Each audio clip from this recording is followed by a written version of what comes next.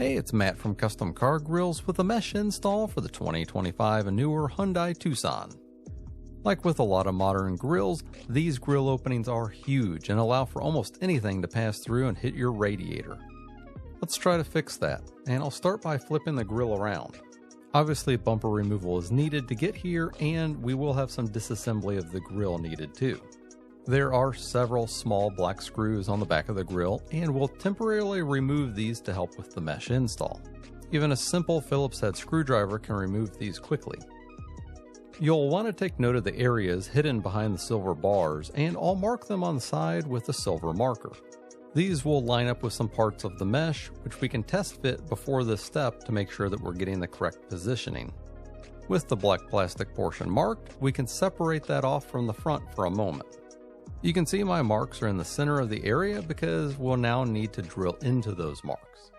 I have a 3/16 size drill bit equipped, and this is the only permanent mod that we're going to be doing today, and it won't even be seen later if we want to remove the screen. After the holes are made, get the two halves of the stock grill back together loosely, and then let's take a look at the mesh set that we have available for sale on our website. These are pre-cut and pre-bent specifically for the newer Tucson.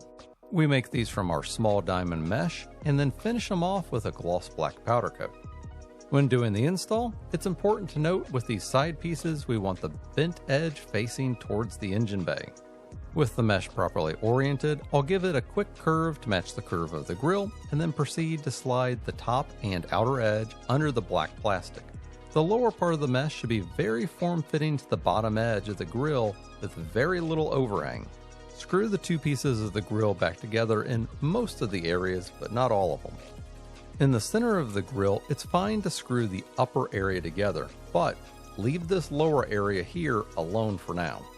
Now we can feed a tie through the lower hole that we made and then through the mesh on the bent edge. Loop it around the plastic divider and firmly fasten the tie together. Once you've repeated the same steps on the other side, you should be left with two unused small screws that would normally go into the lower center holes.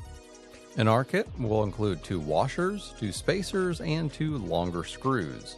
The spacers go in the areas where we didn't fasten them down just a moment ago. Once those are lined up, then grab the mesh piece and have the bent tabs facing the front of the grill. The mesh will be a tight fit in this area, and make sure to have the two circle hole cutouts lined up with the spacers. Again, very little overhang on the bottom edge, just like with the sides.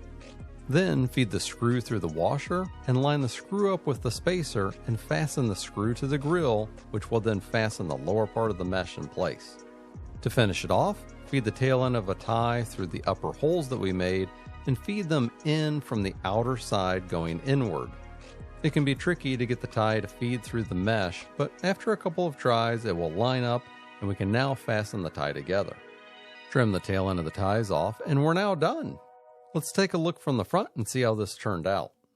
Well, this is sure going to block a lot more debris than that stock design, and this won't adversely affect the airflow to the radiator. We also have a lower grill mesh piece that's going to be offered, and that also just ties on to the lower stock grill. Here's how one of these sets is going to look like out in the wild, and for the most part it all just blends in and no one's the wiser. Well, that's all I have for this video. I hope you liked it and feel free to subscribe.